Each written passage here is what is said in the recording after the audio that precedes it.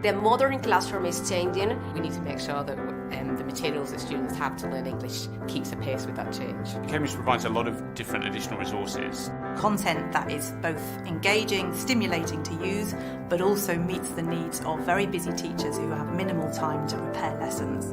I love the Cambridge materials. Cambridge course materials are so effective because they're research-based, they're informed by the customers, so we're able to give them exactly what they want and need. We take a close look at what our learners are interested in their own lives, from the television programs they're watching, to the books that they're reading, to the YouTubers that they're following, and we incorporate those elements into our courses in order to maximize engagement. By really researching what needs to go into our courses, we can really make sure that the courses contain the language that students really need. Cambridge is giving us, relevant information that is modern, that has to do with the real life situations here in Colombia and all over the world. I think the materials that I get from Cambridge are very relevant and meaningful for today's learners. Customers tell us that primary courses are really easy to teach from. They really enjoy teaching them. Children really engage with the characters and love the songs. And everything is ready for the teachers. They just have to follow the materials, they just have to follow the teacher's edition with all the ideas, with all the things that they have to do in class.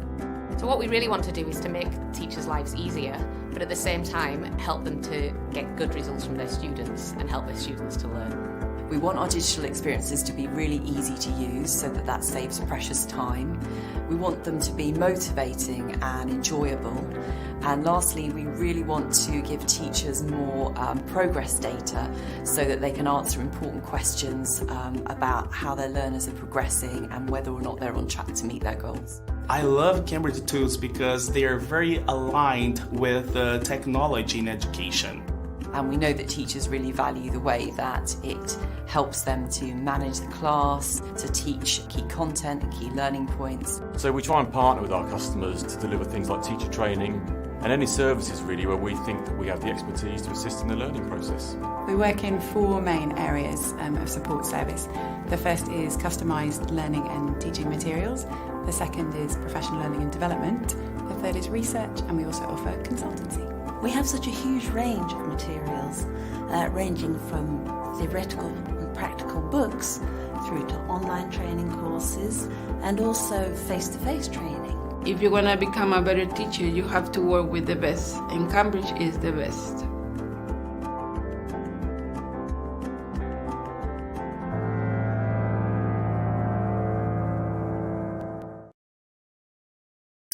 Hi everyone, nice to have you back for Cambridge Day 2020 for our next webinar. I saw already on chat people from Spain, from Ixtlahuaca, Mexico, from João Monlevade, Minas Gerais, Campina Grande, Paraíba, both are cities in Brazil, but also we have people from Ecuador, Vina del Mar in Chile, Uruguay. So nice to have you here with us, because we are going to have an amazing next webinar.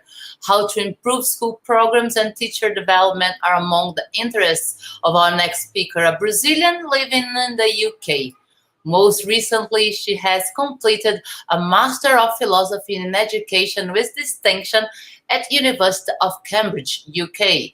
She specializes in educational leadership and school improvement. She's the founder and director of Bilingual School Girassol in Bahia, a state in Brazil, and also has provided consulting service to private schools and systems in the area of bilingual education and immersion programs in Brazil and Latin America. Please welcome Paula Castro. Hello, Paula. Hello, Renata. How are you? I'm good. So nice to have you here with us. Well, thank you. How are you enjoying the British summer? Because I know that someone that lived in Bahia, the British summer in England probably is quite different. Yeah, it's chilly summer. I'd say it's 15 degrees right now, so quite warm for our Baiana, yeah. So nice to have you here. Please enjoy your webinar at Cambridge Day 2020. Thank you. Thank you so much. All right. Good afternoon, good morning, good evening, wherever you are in the globe. I know we are talking to some Chilean people that I love, some Argentinians, some Brazilians, many Brazilians, and people from all over. So I just want to thank you for being here. And if this is your 5th day, you have to be congratulated, because a lot of thinking, a lot of studying, and learning is also a very hard thing to do. I'd like to thank UP Brazil for inviting me tonight. And I also like to thank Dr. Peter Dudley from the Faculty of Education here in Cambridge, who shared with me his amazing thoughts and his brilliant work that I'll be talking a little bit about it in the next couple of minutes, or in the next 45 minutes. So are we ready? Let's go to the agenda, please. All right, so we're gonna be talking about today, hopefully, about the context and the pressing demands for teacher professional development. They always say that is the Achilles heel, the teacher development all over the world, but we'll see why is that. We need to revisit a little bit some concepts of learning, community, and knowledge to understand why this is such a bottleneck point. Then we're gonna talk what the research has to tell us about what is an effective and what is an ineffective teacher professional learning. Then finally, we will get to the main point of our talk today, that is lesson study. There's more into it than its name, believe me. And then what is the biggest demand we have today, which is the lesson study network, and you will hopefully understand why. Then in the end, we get some lessons we learned, and we can maybe think together what we can do with all of this. Is that a deal? Does it sound pretty fair for Friday night? Yeah?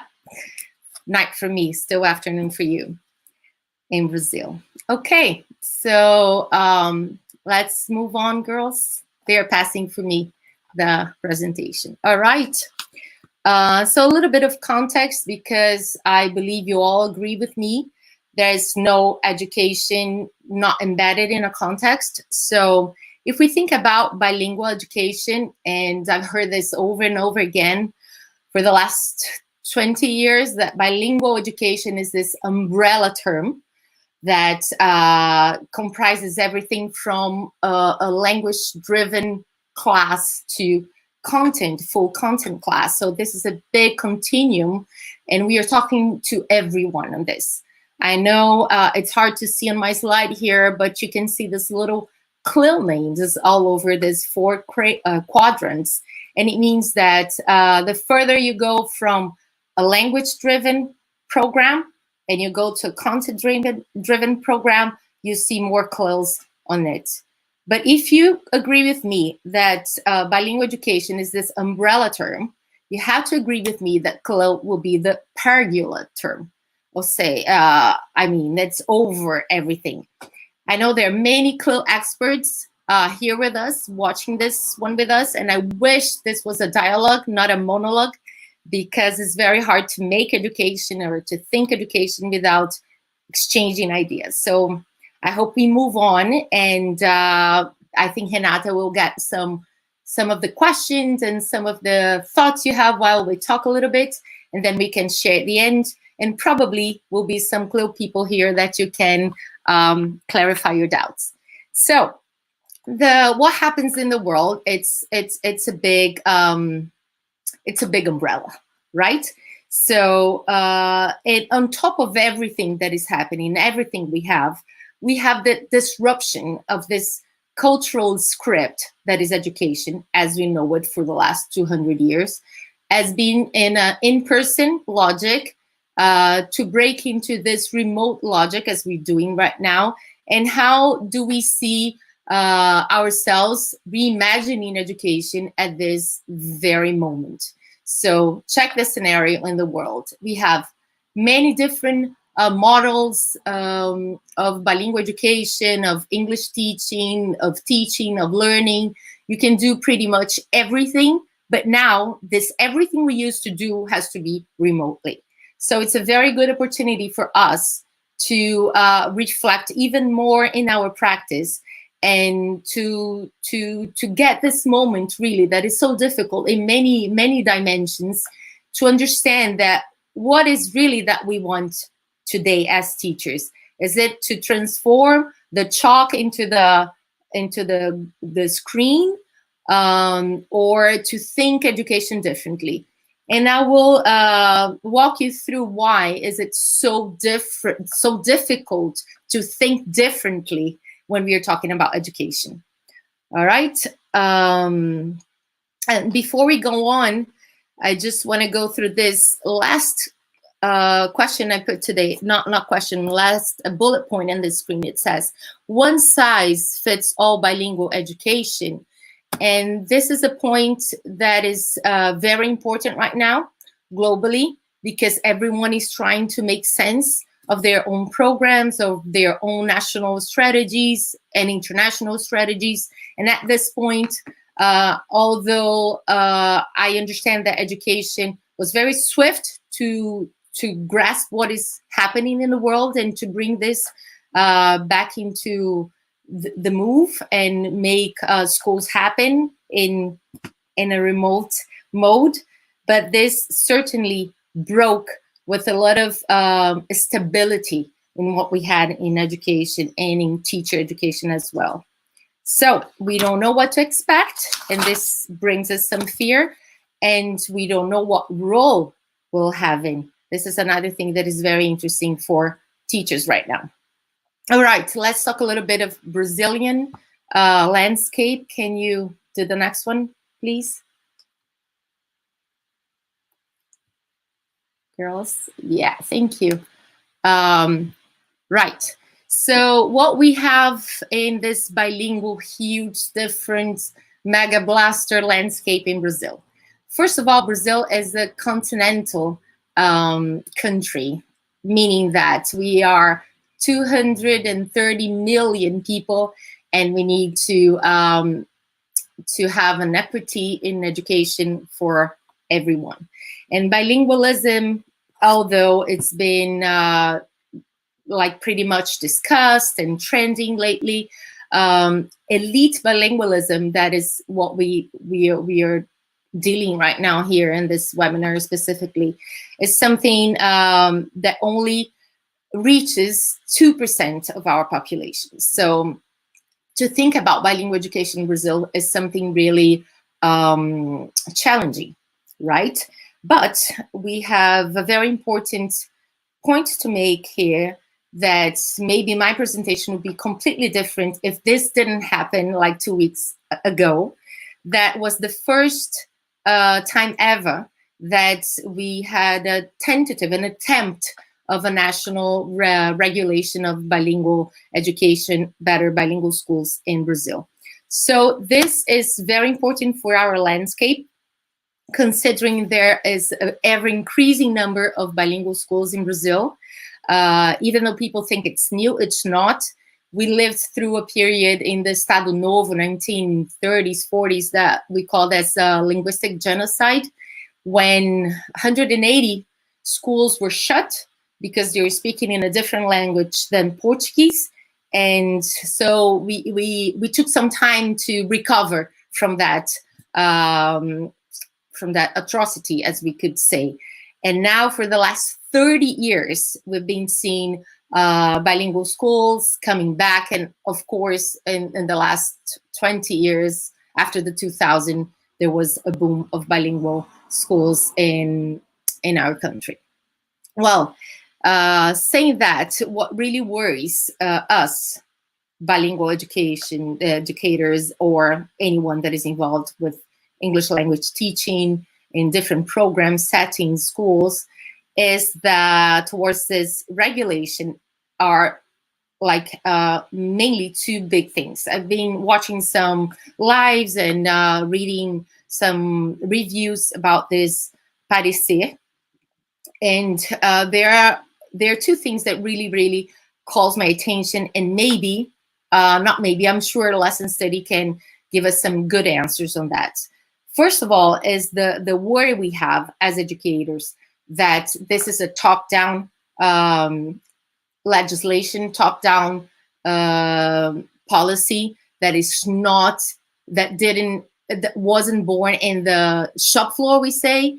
And many of the educators and researchers are saying that the government should look at what has been done in this last 30 years. It's not something new that is just coming up and that we need just to copy and paste what is done elsewhere. Other than, it's very important for us to look at these places where bilingual education had been flourishing and having very successful experiences. We have some friends here from, again, Chile, and with the program Portas Abiertas, I think, and Uruguay with the plan Ceibal, that have very interesting solutions about bilingual education and how they reach the country with that. So imagining us, this huge country with this super challenge problem in being equal in distributing our education, how we could do that with bilingual education, and this is what is written in the law. So we need to take a closer look on that. And the second one, it's actually the topic of our talk today, is the teacher education. So in this law, soon to be law, it talks about in a very worrisome way about what is to be the teacher development framework, they think, for bilingual education. So we think of lack of capacity, right? They all point to how the universities are going to deal with that, because our initial teacher education is already so weak, and who is going to be in charge of this teachers, how we bilingual educators are committed in having everyone on board and training everyone and training these teachers that, if you think with me, that 85% of our teachers belong to the public education and only 15 are in the private schools. And from this private schools, only 2% are the bilingual schools. We have a lot of shown to cover, right? A lot of way to go still. But this is just for you to think together with me today how we can make this happen in our country. All right, so let's try to see a little bit. Next slide, please. Why is it so hard to talk about professional development? Not to talk about is easy, but how hard it is to make it happen and to make it happen in an effective way, that really the change that we wish, the change that we want to see in the schools can be sustained over a period of time, right? And this I can tell you by my own experience. I've been in education for over 23 years now, and I've been through different initiatives for school improvement, and it moves a lot, the school around it. But S is not from inside out, it's usually from outside in. We lose the timing after that. The interest just goes away with the monitor. When we don't have people monitoring us, we go back to the classrooms, close our doors, and do the same thing, right? So this is what I brought to you here, how ineffective the school improvement initiatives have been in our country towards bilingual education specifically. The humongous amount of effort we do in order to meet these recommendations by external consultants. Usually we go for quick fixes, systems and things that give you the solution, right? The recipe. And you don't need to have a lot of experience in education. If I'm talking to novice teachers here, of course, talking to experienced teachers, you will know that. But even with the new ones, the ones that just, maybe I want to be a teacher, they already know that a quick fix will not solve our problems and it will not deliver what we want, that is a good education, right? There's a lot of been talked about the fads in education, bilingual education being the fad, a trend, but it's not really what the research says and what is happening all over the world. More than 60-70% of the world is at least bilingual. So we are talking about the majority and not a minority here.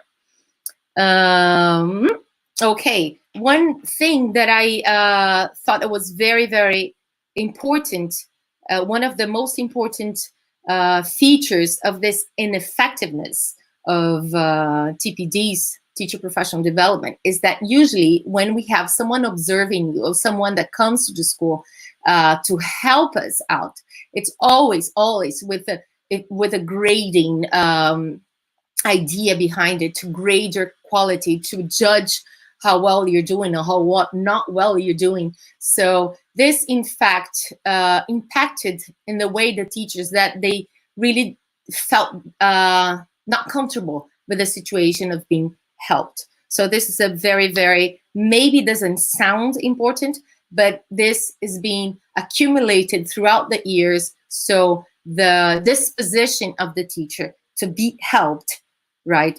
It doesn't happen because we are always being judged. It doesn't even need to be an external evaluator. Even when your principal comes in saying that he's going to help you, the teacher changes, the settings are not the same.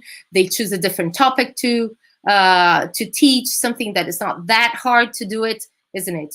So we need to try to break down,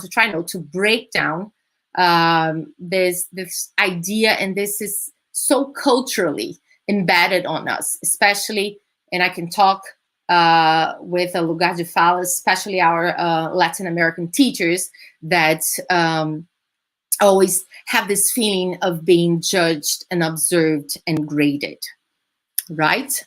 So my invitation for you today is to face this huge challenge with me. How can we improve the school in this bilingual setting? How we can raise the pupils' attainment, and at the same time, how we can do this and develop the teachers. So it's a huge task. Sometimes we are always sitting in one side of the table. Oh no, we are teachers, we suffer so much. They come in and they have a different strategy. We need to do something else, a different form, a different, what can I do now? Should I fly now because I cannot teach the same way I taught before? What should I do? So teachers always bring this burden, this heaviness of having to change, but never looking inside, or maybe looking inside, but not in a systematic way. And this is my preposition for you.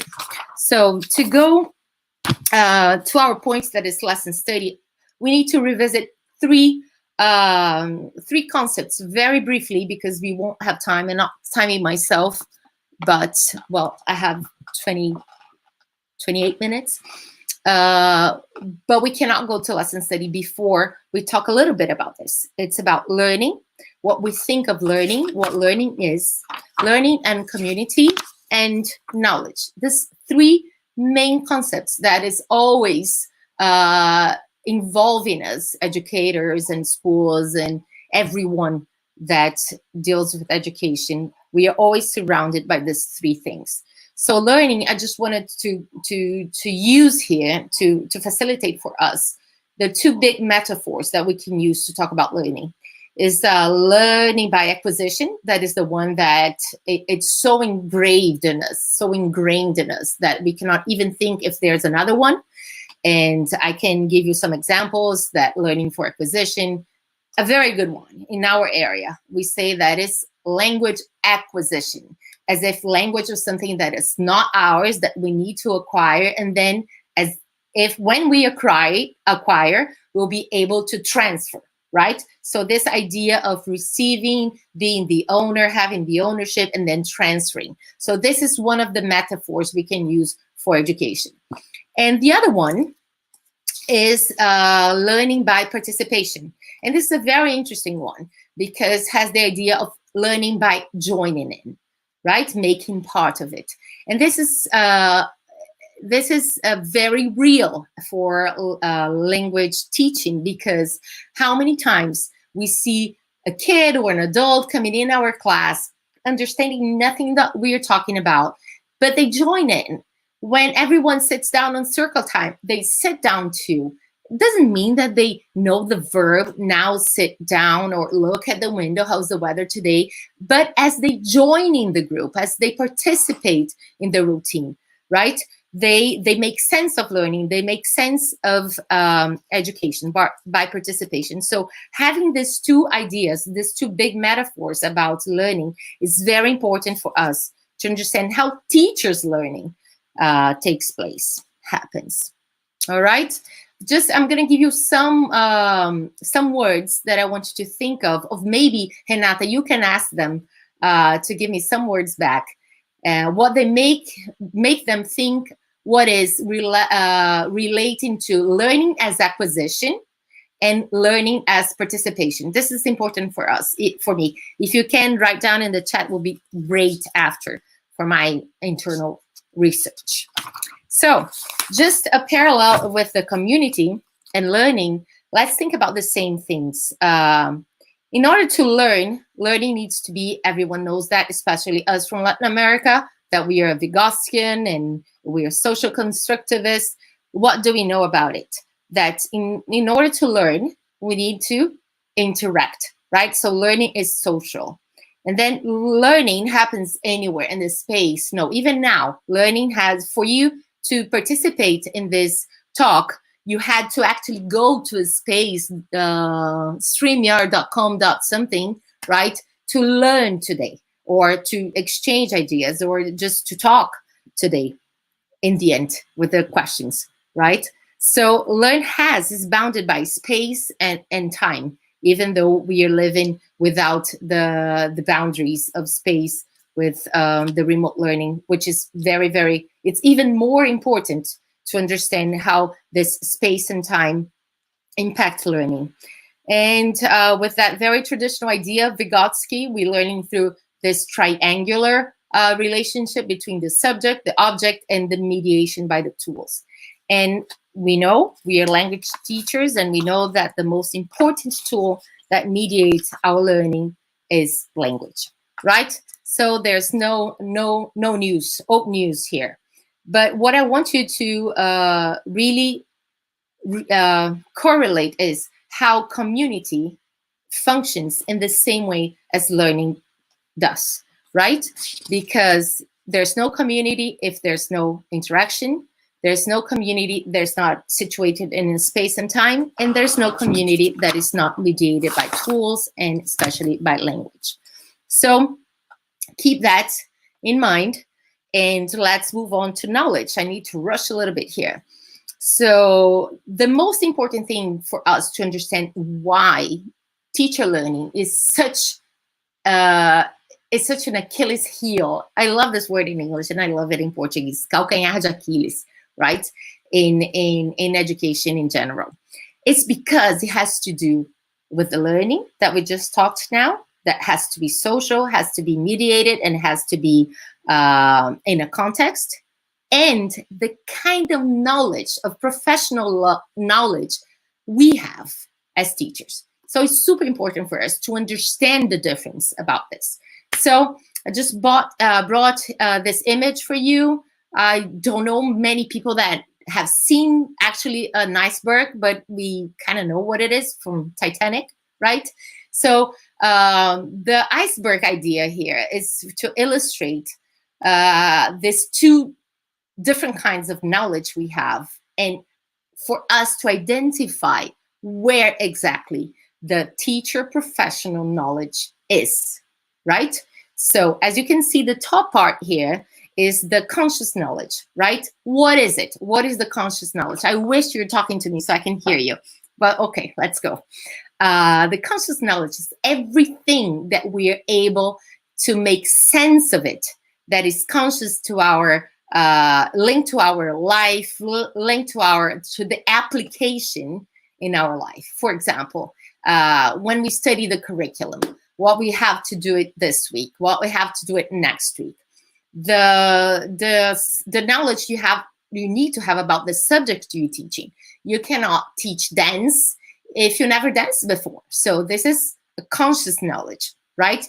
PCK, it's a very, very good concept to think a little bit about. If you want to write it down, it's called pedagogical content knowledge. What is that? It's the best way you have to represent and to make people or even yourself understand, make that content comprehensible. So this is also a different asset a teacher should have. He should know how to teach that subject in that way, in that other way.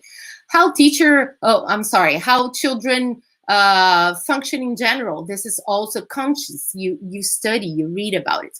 But there's another kind of knowledge, which is very special. It's the one we don't see it. It's the tacit knowledge. And why am I talking about this? Because lesson study will go exactly there, exactly where our professional knowledge is stored as teachers, right? One very important thing to know is that conscious knowledge does not coexist with tacit knowledge. Wherever tacit knowledge is happening, the conscious is out, right? Let's do the next slide, please. All right, so I brought here some characteristics of tacit knowledge, but I'll give you one example that I know if you don't identify yourself with it, you know someone that does. And this is about me too, here in Cambridge, a Baiana in Cambridge. Imagine when you ride a bike, right? When you ride a bike, when you're, how do you call those stabilizers, the rodinhas, right? When you try that, you want to ride a bike without those, you do it, and you don't know how to explain it. You just ride a bike, right?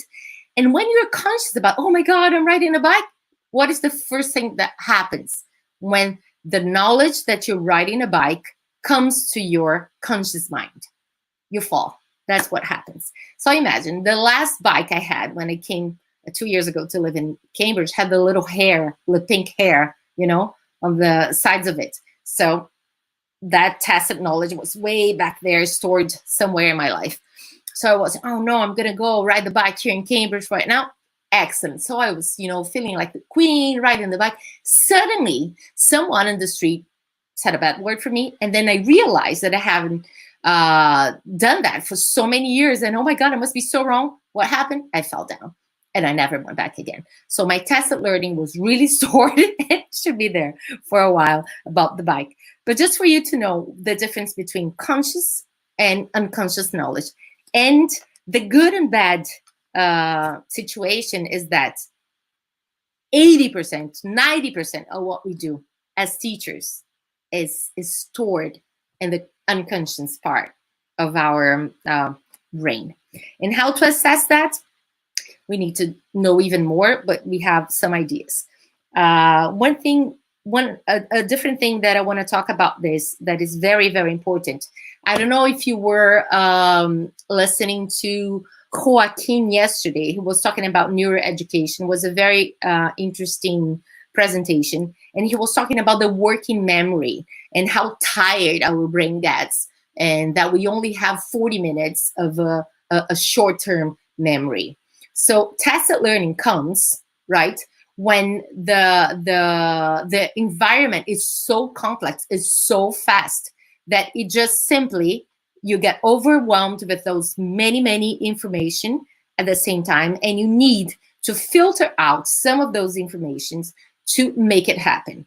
Can you understand where I'm going now? Next slide, please. Imagine a teacher. What do we do? Like, in order to be a good teacher, right?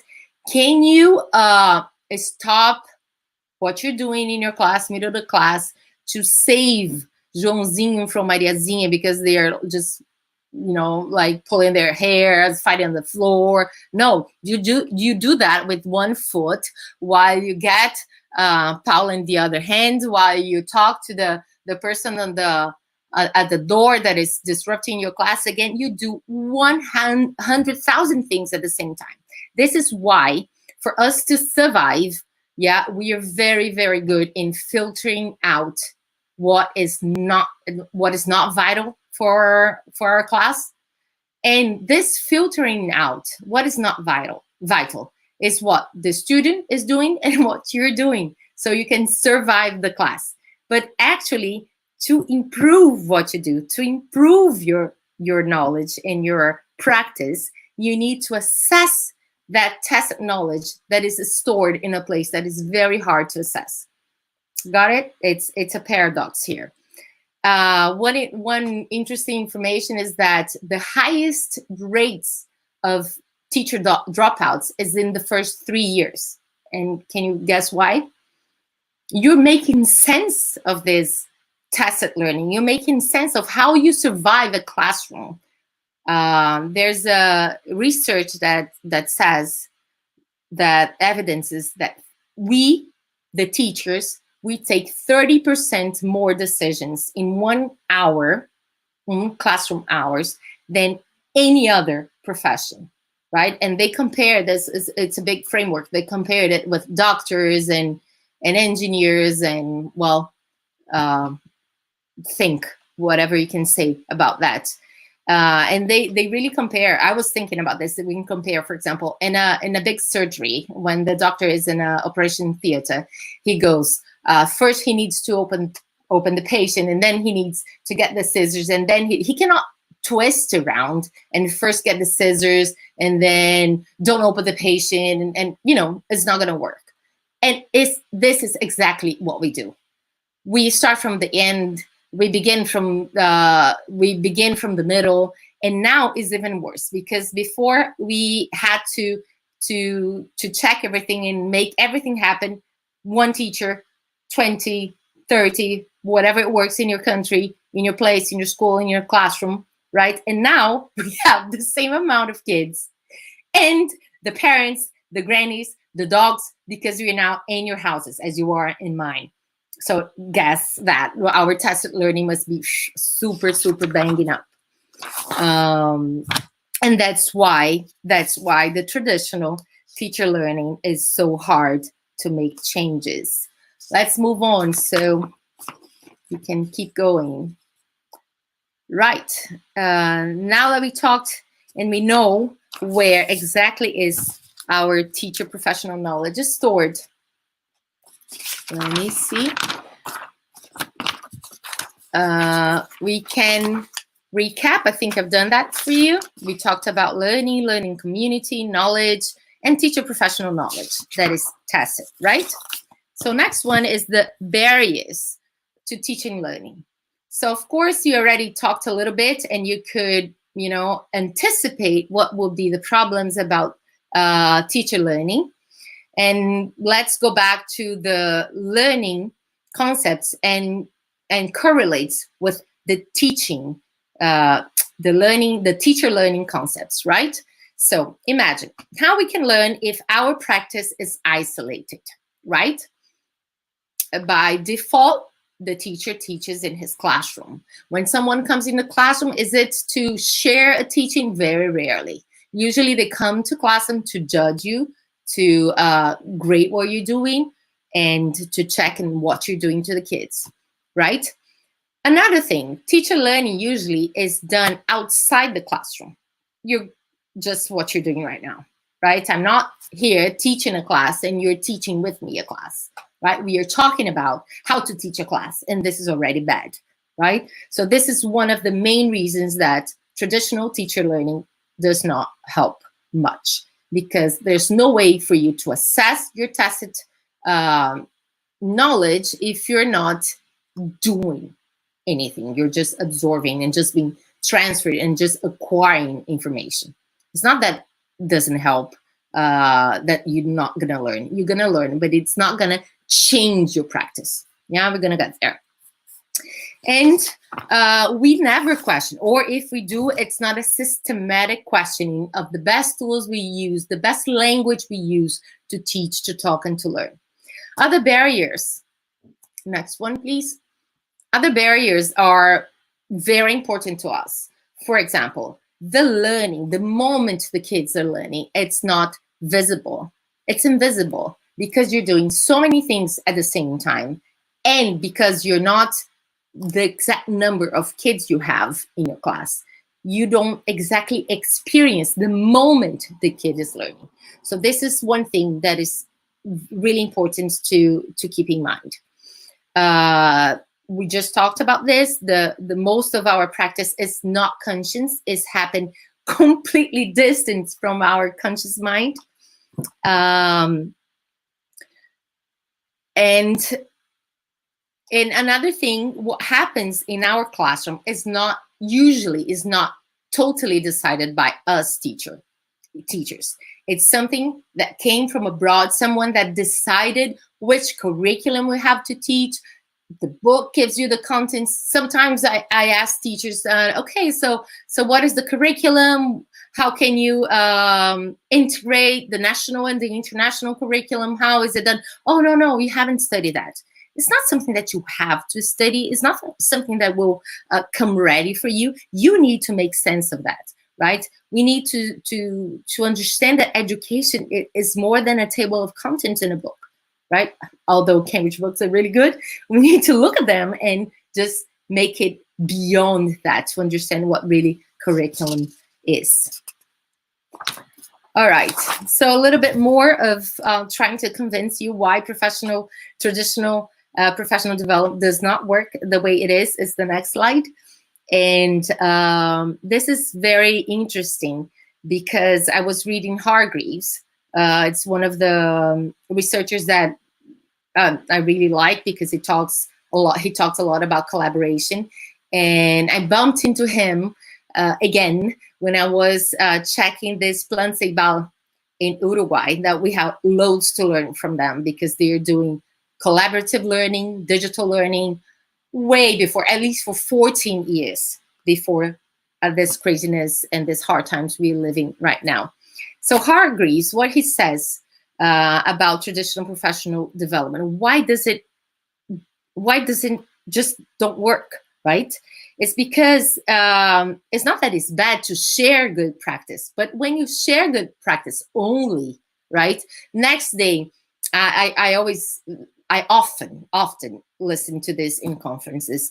Okay, so what is the takeaway? You're gonna do it on Monday after here, and today's perfect, it's Friday. So what you're gonna take it on Monday? Well, from me, nothing. From me, we'll take the idea that you need to think outside of the box and that you need to think in a different way to learn if you're a teacher, right? I don't give you a recipe, anything. The only one thing I can, if everything goes wrong, the technique, we have a blackout right now, the only thing I want you to take from me is that we need to collaborate and network. They're the only two things that will change teachers and change education.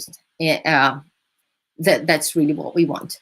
So back to the traditional professional development, when you share a good practice, we are attracted to this narrative, and there are people that are very good at that. So you fall into the stories, you want to do that in your classroom, but when reality comes, right, and you are in your classroom, you're not in the conference, you didn't have the snack, you didn't go around for a tour afterwards. No, you're in your classroom and you try to apply that knowledge, that technique, that strategy that was developed by the professional or your colleague that had some years to develop that refined that strategy, and you come first thing Monday morning to do it, and it doesn't help and doesn't happen in the right way. Who do you go to? Do you call the keynote speaker? No, you're on your own. What happens? You try again Tuesday. By Wednesday, you don't try anymore. By Friday, you're just back to your old same routine, right? It's good that you're not here. I mean, that you're not talking back to me now, because we can just keep on going about this forever. But let's move on, because I have more to tell, more to share. So this is very important. We get back when we talk about lesson study, about why it works and why it doesn't work, and what kind of professional development we think now that needs to respond to all these limitations that the traditional one, the ones that we used to have to bring it. What is it new? What is it that worked really, that would work? So we need something that will mobilize collaboration, that will bring the tool of talk, discourse, speech to the fore of the conversation, to the fore of the teaching experience, teaching learning experience. We need to deliberately problematize what is it that needs to get better. Not anything. Oh, this was a brilliant idea. You need to address your need. You need to address the context that needs to be improved, right? You need to find a way to assess the tacit learning. Otherwise, will not go in or will be retrieved at all. And most of all, you need to work on the relational trust. This was the main object of my research a year ago, that there's no way to live education without trust. But this is a subject for another talk, right?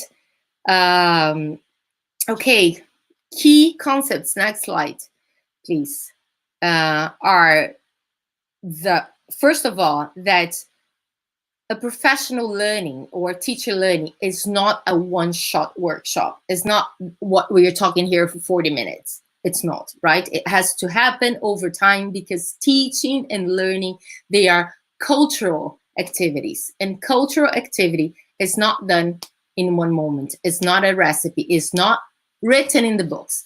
If good teaching and good learning was to be done by reading the books, we would be the best in the world. Just read a couple of manuals and we're good to go. It's not that. Good teaching and good learning has to happen with a change in the cultural way, a change of the perspective, a change in the vision, right? It's like a kaleidoscope of making sense of education through many different perspectives. And if you don't collaborate, if it doesn't happen with someone, right, day by day next to you, will not work.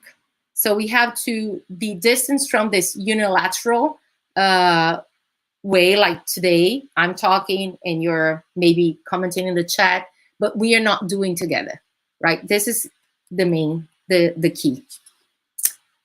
Okay, so let me see how I'm doing in time. My God, need to rush.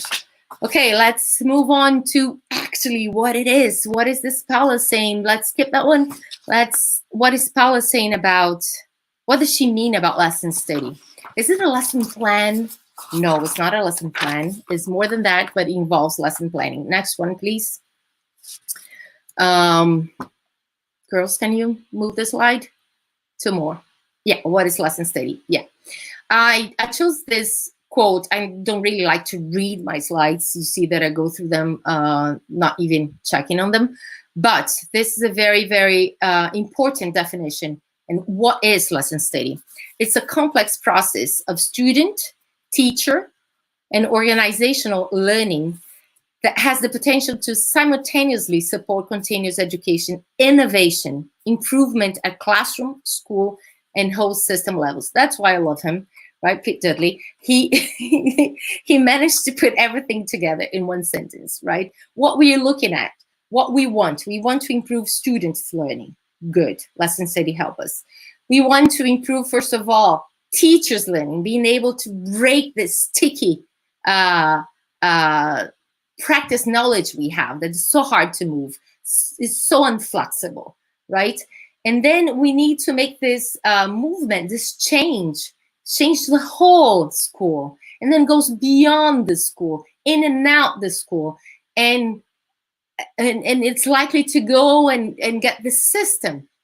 That's our better thoughts and better chance. So this is why lesson study is so precious, is so dearly held to us, because it brings all together. It brings everything together, all the elements of years of research, years of investment in researching teacher learning came together in something that had been done for at least 150 years in Japan.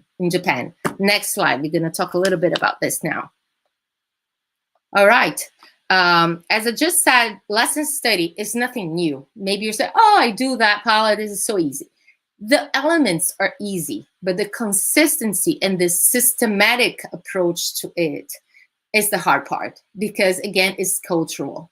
It's not a recipe. It's something that you need to be committed, embedded, and this you need internal and external support. Your principal has to be in, your leadership has to be on board. Maybe the country has to be on board, but you can start with your colleague. You can start with your colleague, and this grows. So I just brought to you really briefly here. This is a piece of a report from 1930 from Japan. It was a comment. Of course, I don't read, and I will not be able to translate it to you, but it was in a document that I had access to that talked about a comment a teacher did after discussion with his lesson study group colleagues about how the student was learning and how impacted she was by her own teaching through the eyes of another teacher. Well, we get there. The important concept here is this Kaizen concept that is used very largely in the cooperative world.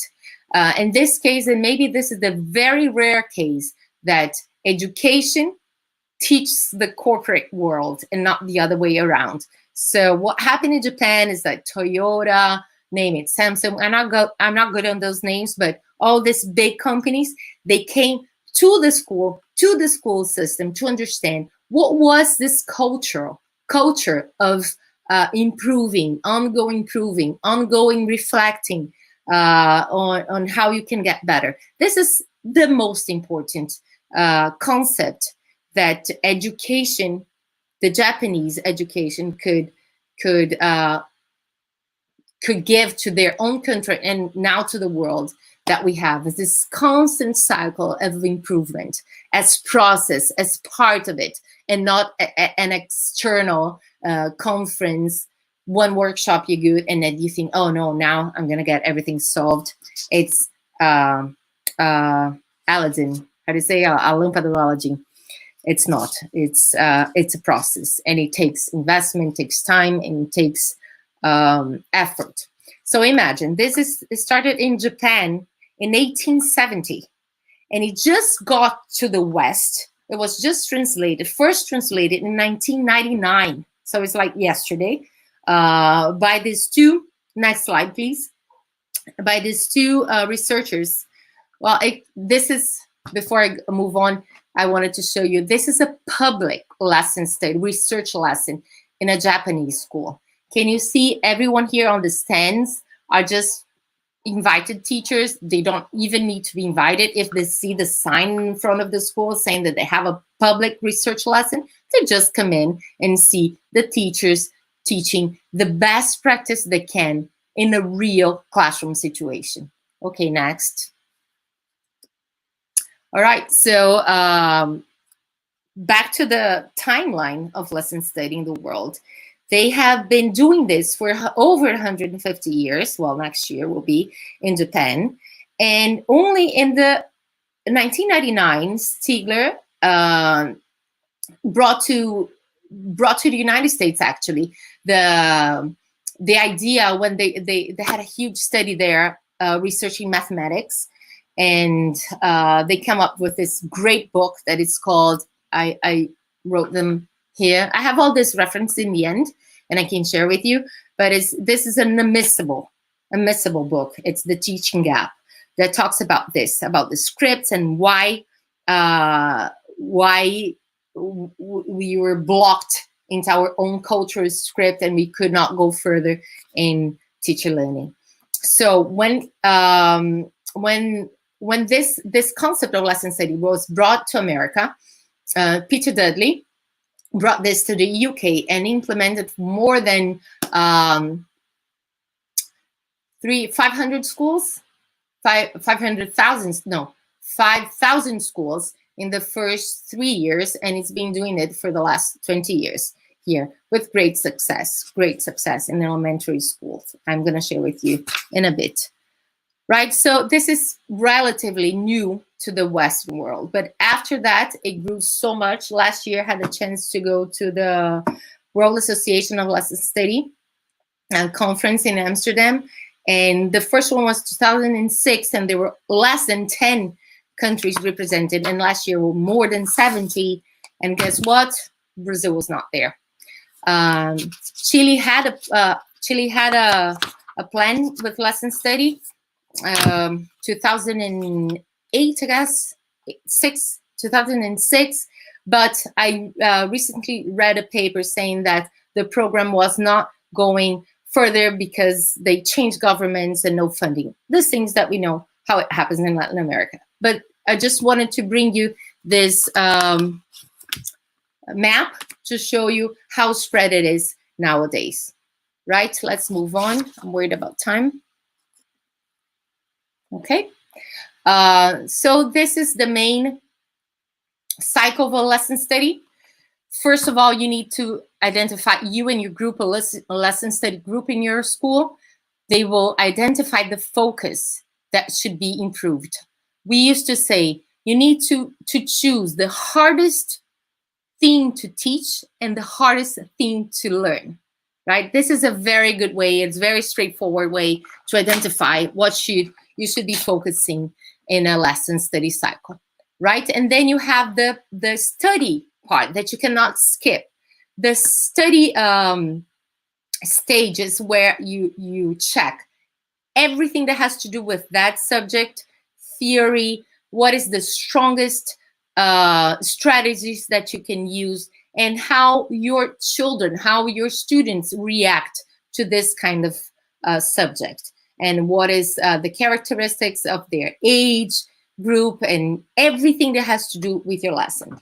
Then you do the planning stage that is very important to the lesson study cycle. Why? because it's where you access this tacit learning of the teacher. When you start to plan together and you rehearse how the student might react to your strategy, this is the time where you assess what your colleague thinks about it and what you think about it, and how together you can plan the best classroom, and you can anticipate and you can predict what the student will do with your lesson, right? The third stage is what is like the action, is when you teach a class, and while you teach a class, the other, usually you do in groups of 3 is the best number, no, not less than that, because you need to understand that you are one person in 3. While you teach, the other teachers are as your eyes, and the other one is your hands taking notes. So this, the time of the classroom, you need to teach, you need to observe the students, and you need to take notes so you can debrief it later, you can reflect on it later. It's very important, and I forgot to tell you that when you plan the lesson, you need to choose 3 case students, right? I was a case student from my supervisor here in Cambridge, right? So they studied my reactions when I was having a research lesson. And this is very important because after you interview the student that you were focusing on to understand his perspective, what he understands that could have been done better for him to learn more in that classroom. So it's very interesting. And there's all the protocols, and I'll get to you in the end of the presentation where you can get this downloaded for free. It's in the internet. It's easy, right? And then after you teach, you have that experience, you reflect about it. There are protocol for talking. We use something that is called exploratory talk, where you bring hypotheses, where you rehearse the ideas you had, and actually how when you think about your teaching and think about the students' learning. Here we don't focus in the teacher, not at all, and we don't focus in the teaching part. We are focusing in the student, how he is learning, in the learning of the teacher, right? Okay, let's move on.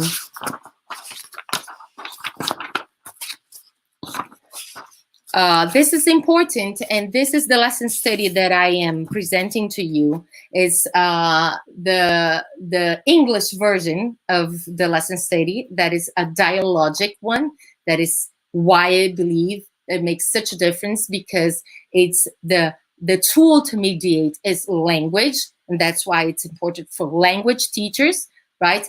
That is the lesson study comprised of 3 cycles of what we just talked. So it's not only one cycle.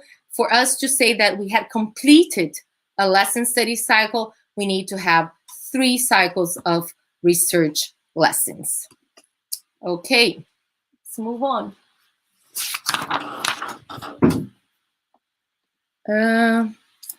Let's try to go faster. Okay, let's go to the slide after that one, after interthinking. This one. So we are talking about how we can do our professional development practice work. And this is the idea, again, brought by Hargreaves to us, that it's not unilateral, as we talked. It's a joint practice development. Joint because it's done with more than one. So in order to do a lesson study, you need to have at least 2 more teachers with you. It's focused on the practice and not on the learning, what you know about the subject, what you studied about it, but how you do it. And development because it's a process. It's not a one-shot opportunity. So let's move a little bit on. I'm rushing, I'm sorry. And let's go to the network. It's the next one. Next one, yeah, there. Okay, so I briefly rushed you through what a lesson study cycle is and why is it important, because it's the only model of professional development that will assess directly what really makes a change in education, which is assessing and retrieving this tacit learning from the teacher, tacit knowledge. and it can only work, and it can only bring relevant results when it's done between a school. It has to have the collaborative system put together in the school. It has to happen in the school. You have to start making lesson study groups in your school, and to publish your results, and then to connect with other schools for the greater good. Understanding there's a moral, a collective moral purpose on that, is to make education better, to make things better. Now it's a perfect timing for lesson study in every possible dimension we can have, because of all this disruption, all this new logic we are dealing with that we are not used to. So we will not be able to move on if we are not connected, if we are not in a network, if we are not making sense of what works together. You cannot make sense of what it works on your own. It's against learning nature, right? Here it's important to, let me see. Yeah, this I'm just gonna bring to you one of the many 100,000s of results, just for you to see a real one and be able to be tangible to you. This was a process, lesson study project that took 3 years here in London, in the Camden Project London hubs. And they worked all together with 252 research lessons. And what they came across, and it's a longitudinal research, so the benefits of lesson study is being tested until today. So it lasted more than 5 years after it started in 2013, actually. These are the last two years, 15 to 17.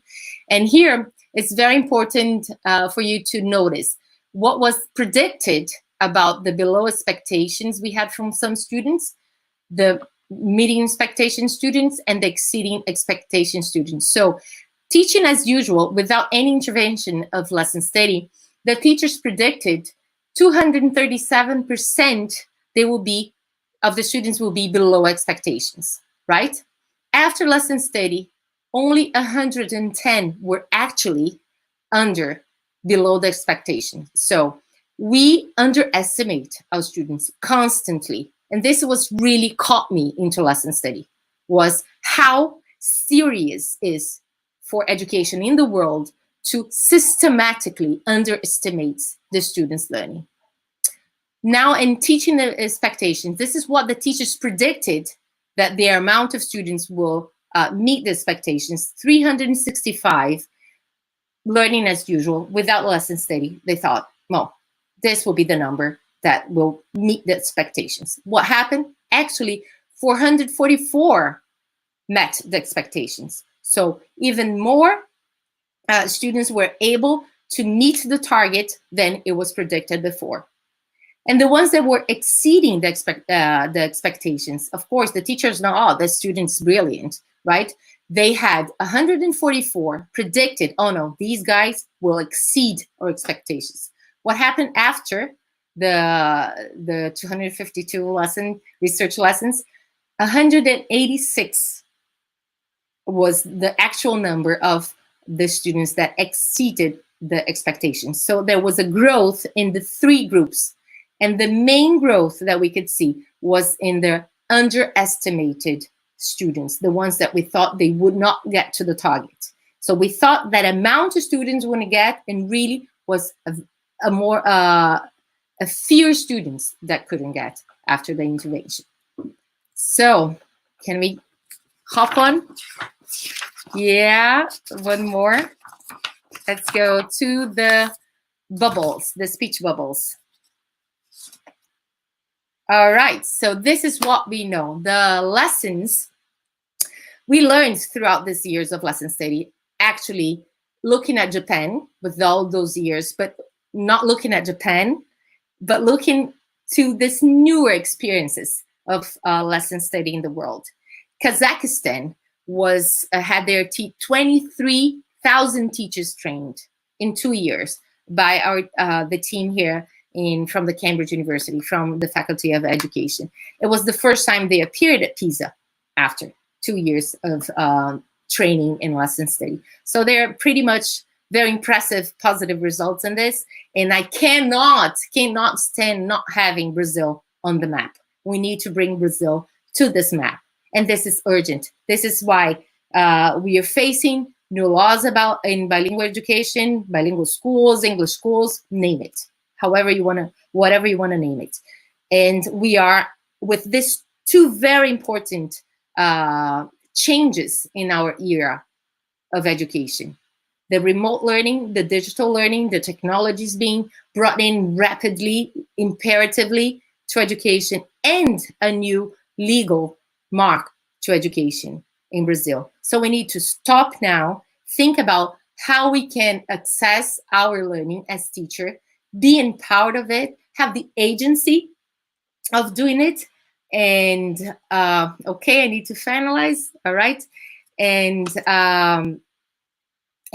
we cannot just let go as if we didn't have appropriateness of what we do. So the last slide, and I'm finishing, right? With you. No, one back. I'm just gonna say goodbye, 30 seconds, I promise. Yeah, there, right?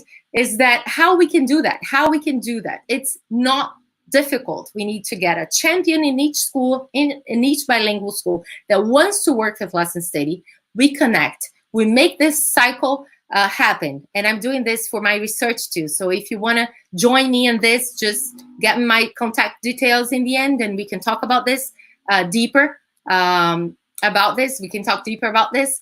And then we need to build like a group of people that want to work with it. We make it work inside the school and across bilingual schools. And finally, we're going to reach our parecer de educação bilíngue das diretrizes curriculares nacionais and make the change we are able to do it, right? I'm sorry to rush through it in the end, but was the best I could do it. Thank you so much. No, thank you, Paula. There are a lot of people very excited about the content you were sharing us, but we have time, so I'm going to rush. So in order to get 2 questions at least. Camila Saltier from São Pedro da Serra. Do you think bilingual education in Brazil nowadays is stimulated or restrained? What would be some actions to demand from our government regarding it? I definitely think that bilingual education is stimulated. Just to have this legal document going on in MEC in the COVID time, talking about bilingual education is a very good sign. And we really need to make it a more democratic move towards the public schools. But we already have in Brazil now, it's very recent data, 18 initiatives for bilingual education in public schools. Our next, Francisco Zavala from Mexico. Since in Mexico, more and more schools are turning to bilingual education, what would you say are the best practice in terms of obtaining the best results? Okay, the best practice will be told and formed by your teachers, because it's not what works in Brazil, what works in my school in São Paulo, what works for Cambridge International Schools that will dictate what will better work in Mexico. Of course, there are general frameworks, there are general goals you want to get it, but we need to be in Mexico. We need to understand who are these kids, who are these teachers, how these kids learn to make it happen bilingually. Learning, it's learning. It's just in a different sign, signo diferente, right? Thank you very much, Paula, for your time here with us. It was a pleasure and an honor to have you at Cambridge Day 2020. Thank you, Renata. I'm sorry for rushing so much. Thank you. Any final thoughts? We are running out of time, so thank you, Paula, again. And teachers, have you already connected to our Instagram? If you don't, hurry up and follow Cambridge Press Brazil's Instagram. Just tag us on your stories and posts to let us know your impressions about Cambridge Day 2020 and to become part of the Teachers Network all over Brazil. Don't forget to answer our survey and get your participation certificate. Just follow the QR code appearing on your screen. And another important message for the ones who ordered Cambridge University Press books through our partners during the Cambridge Day 2020. We'd like to inform you that they will arrive in a couple of weeks, so please be patient and keep up with us. We now will have a short break, and we will return for the final part of our event with a very inspiring lecture, a very inspiring session by Professor Clóvis de Barros. Please remember to access the links for the next session on your email. See you soon.